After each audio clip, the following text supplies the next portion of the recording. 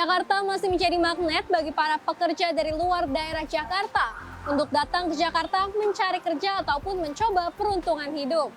Namun biaya hidup yang sangat tidak murah di Jakarta seringkali menimbulkan istilah Jakarta keras.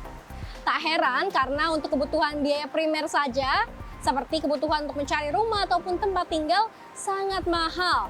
Khususnya untuk pekerja dari luar kota ataupun anak rantau yang hendak ke Jakarta untuk mencari kos-kosan atau apartemen, ini mulai dari harga 1 juta rupiah dengan fasilitas yang sangat minim hingga yang paling mahal di kategori mewah yakni di atas 10 juta rupiah. Sedangkan apabila memilih untuk membeli rumah dengan cicilan KPR, lokasinya pun sudah tidak lagi di tengah kota.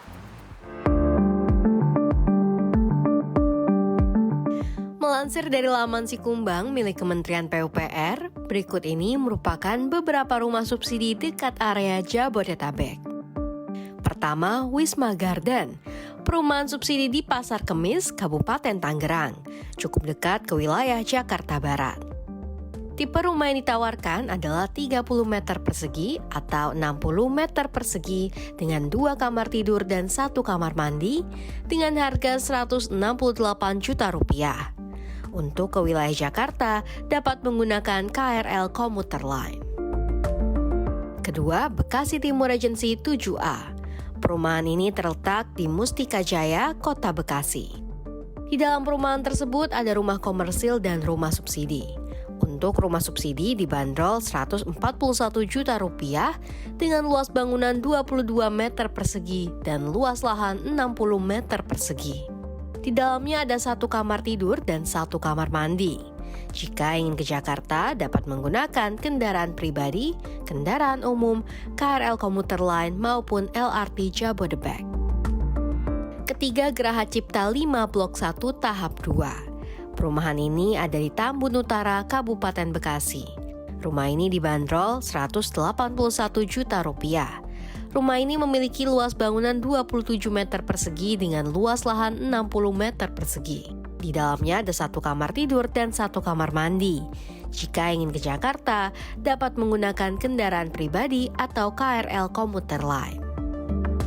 Lantas, kira-kira para pekerja rantau lebih memilih untuk menyewa kontrakan, menyewa kosan, ataupun menyewa apartemen, atau mencicil KPR ya? Yuk kita tanyakan.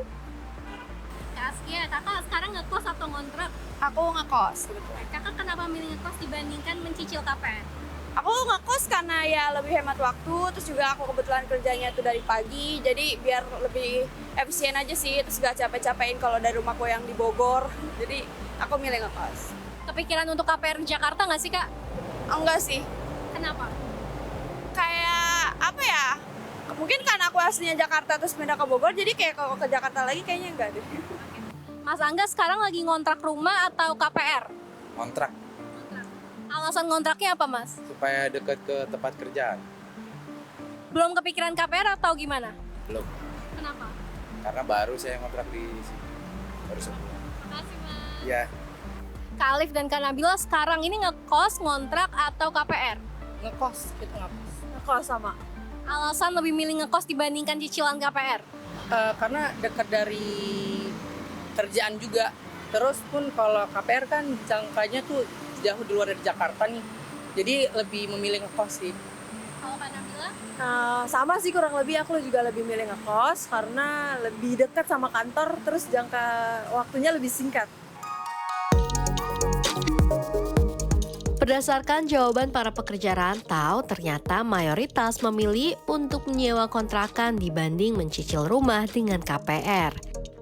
Alasan biaya transportasi pun menjadi salah satu faktor utama mereka untuk memilih kontrakan atau kos agar lebih hemat biaya transportasi khususnya saat akan ke kantor. Hal yang sama juga diungkapkan oleh Tiara yang merupakan pegawai swasta salah satu kantor ternama di Jakarta. Dirinya lebih memilih menyewa kos dengan pertimbangan jarak tempuh yang tidak jauh dari kantornya. Saat ini saya kondisinya belum berkeluarga, jadi prioritas saya masih di jarak dan kemudahan dalam menuju tempat kerja. Yang pertama dia akses. Saya kerja di Sudirman. Dari sini saya hanya perlu naik MRT. Jelas itu menghemat waktu, menghemat tenaga juga. Terus dari segi yang nomor 2 dari segi fasilitas, di sini sudah termasuk selain listrik, air panas, air, maintenance, terus untuk housekeeping gitu. Jadi sekembalinya dari kerja saya tidak perlu ada extra effort atau menghabiskan waktu untuk ibaratnya ngurusin lah.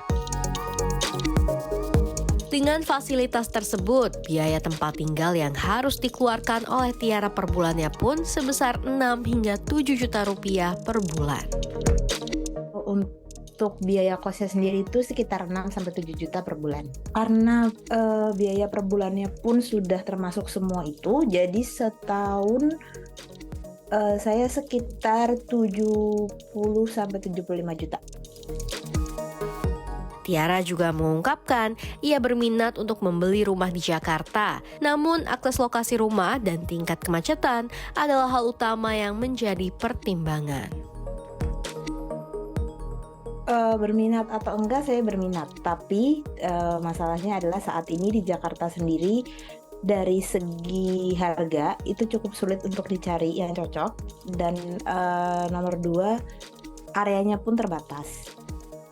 Belum termasuk untuk misalkan apakah kita harus consider jaraknya ke kantor, terus dari segi kemacetan, dari segi banjir atau enggak gitu. Jadi kemungkinan sih beberapa tahun ke depan saya masih akan ngekos terus.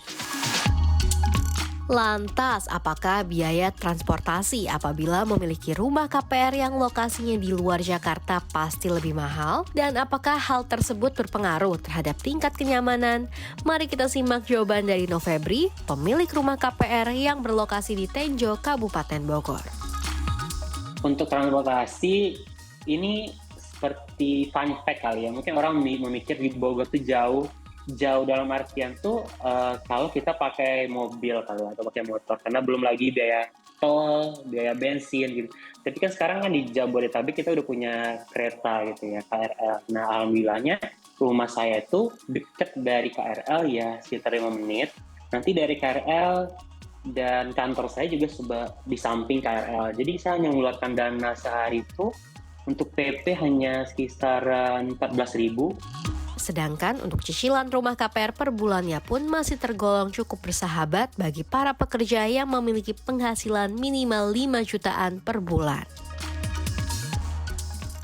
Kalau bicara untuk biaya KPR itu kan tentatif dan juga berubah-ubah ya, karena KPR itu kan mungkin kita tahu ada yang flat di awal, ada juga yang mengikuti suku bunga kayak gitu. Tapi kalau bertanya untuk berapanya, saya bisa ngasih range untuk cicilan rumah saya sekarang itu kisaran 2,5 hingga 3 juta gitu.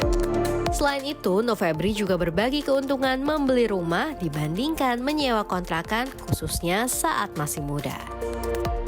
Pertama kan yang saya bilang tadi, saya anak rantau. Jadi kalau kita anak rantau tuh saya merasakan ketika saya udah pernah kos yang dari yang murah, kos yang mahal, apartemen juga udah pernah. Itu saya merasakan saya membayar tiap bulan untuk harga yang sekian juta, bahkan pernah saya apartemen melebihi harga cicilan rumah saya di Jakarta Selatan. Itu saya merasa tiap bulan hanya ngeluarin uang hanya buat si pemilik kos atau apartemennya gitu. Dan ujung-ujungnya saya ngekos nyewa apartemen 20 tahun itu nggak ada hasilnya. Tapi kalau rumah kan saya bayar tiap bulan untuk range harga segitu, tapi ya saya anggap aja ngekos, ujung-ujungnya itu jadi hak milik properti bagi saya gitu. Ya Sobat My Money, untuk membahas lebih lanjut lebih baik cicilan KPR atau ngontrak rumah, kita sudah bersama dengan Ai selaku Financial Expert CNBC Indonesia. Halo Mas Ai, Halo Sania, kabar baik. Thank you tim CNBC Indonesia. Oke. Mas, rumah ini kan kebutuhan primer ya bagi semua umat manusia. Kira-kira lebih baik kita cicilan KPR atau ngontrak rumah sih Mas? Nah ini pertanyaan menarik. Jadi begini, kalau KPR itu kan sekarang suku bunga lagi tinggi ya. Pastinya karena suku bunga tinggi, cicilannya juga pasti akan jauh lebih besar gitu ya kalau untuk KPR. Nah, kalau kita sebagai mungkin anak milenial atau mungkin orang yang baru mau punya tempat tinggal gitu ya, kita harus pertimbangkan juga tidak hanya biaya cicilan tapi biaya transportasi, misalkan dari rumah kita atau tempat tinggal kita ke kantor gitu ya. Kalau cicilan KPR-nya udah tinggi gitu ya, ditambah lagi kita harus keluar untuk biaya transportasi, ini kan pasti lumayan banget, apalagi kalau gajinya cuma UMR gitu ya. Kalau menurutku sih, daripada memaksakan, better kita mending cari kontrakan atau kos-kosan gitu ya. Apalagi kalau memang masih belum berkeluarga gitu ya, itu mungkin akan jauh lebih affordable biayanya gitu ya. Kita cari aja mungkin yang dekat kantor gitu ya, yang memang harganya nggak terlalu mahal. Nah, kelebihan uangnya itu bisa kita tabung untuk mungkin biar biaya DP KPR nanti ketika turun suku bunga gitu ya, mungkin kita bisa mulai baru masuk ke KPR gitu. Karena kan ini di tahun ini kemungkinan di semester 2 itu nanti suku bunga akan turun gitu ya. Nah, itu mungkin momentum yang pas untuk masuk ke KPR. Kalau sekarang ini suku bunganya masih tinggi dan di semester 1 ini kemungkinan masih akan bertahan, walaupun untuk kemungkinan naiknya udah kecil ya, tapi di semester 2 nanti baru mulai turun gitu. Oke, jadi untuk semester 1 awal tahun ini memang dianjurkan lebih baik ngontrak dulu sambil uang kita sisihkan, kita tabung untuk DP KPR gitu ya. Betul. Oke, karena saya ngeliatnya gini Mas, kalau misalnya secara long term gini ya, kalau kita cicilan KPR kan sebenarnya kita ibaratnya kita bayar per bulan, tapi toh at the end of the day itu rumah jadi punya kita. Tapi kalau kita ngontrak kan kita seakan-akan bukan punya kita gitu. Jadi kita kayak menghabiskan uang yang memang itu untuk bulan kita nggak punya aset ibaratnya. Nah, kalau ini gimana menurut Mas Ai? Betul, memang betul seperti itu. Tapi kan kita harus juga ukur kemampuan kita ya. Dengan cicilan yang sudah tinggi, biaya transportasi yang mungkin mahal gitu ya. Apakah penghasilan kita cukup untuk membiayai KPR gitu kan? Kalau misalkan belum cukup, menurutku sih nggak usah dipaksakan gitu ya. Mending kita cari alternatif lain yang memang lebih affordable, sambil nanti kelebihan uangnya bisa kita investasikan atau kita tabung untuk beli rumah secara KPR. Dan kalau misalkan kita tabung dengan dana yang lebih besar, kan kita bisa dapat rumah yang lebih bagus mungkin, atau mungkin lebih lokasinya lebih oke gitu ya, yang nggak terlalu jauh gitu ya, daripada kita memaksakan beli rumah secara KPR saat ini dengan uang yang terbatas, mungkin nanti dapat gitu ya, tapi mungkin dapatnya jauh banget gitu kan. Misalkan let's say yang di ujung Bogor atau mungkin di ujung Tangerang, sementara kita activity misalkan let's say di Jakarta bekerjanya, itu kan kita harus pertimbangkan juga ya Sania ya. Transportasinya berapa sih biayanya dari misalkan Tangerang atau Bogor ke Jakarta, belum lagi macetnya gitu ya. Ini kan juga suatu cost yang memang harus kita pertimbangkan ketika kita mau beli rumah ya, baik itu secara KPR maupun secara cash. Jadi memang pertimbangannya harus matang gitu ya. Jangan cuma sebatas pengen punya rumah aja gitu, tapi memang kita harus lihat ya, kira-kira menguntungkan nggak buat kita. Karena rumah ini kan suatu investasi yang long term sebenarnya.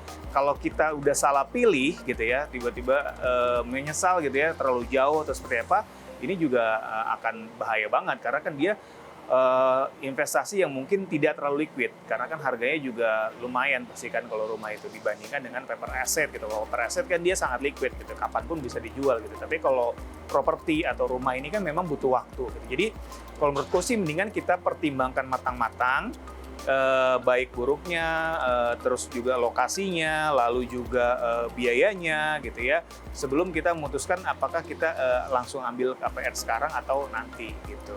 Oke, baik. Terima kasih banyak Mas Ai atas waktunya. Sehat selalu untuk Anda. Thank you, Sania. Ya itulah Sobat My Money CNBC Indonesia. Betul sekali kata Mas Ai, pertimbangan kondisi keuangan masing-masing apabila memang bisa untuk KPR sekarang, mungkin dianjurkan, tapi lebih baiknya lagi memang mengontrak terlebih dahulu sambil menunggu suku bunga KPR untuk turun, barulah kemudian tabungan Anda dipakai untuk DP KPR rumah yang Anda inginkan. Demikian dari Jakarta, Shani Altas dan juru kamera Bayu, tim liputan CNBC Indonesia.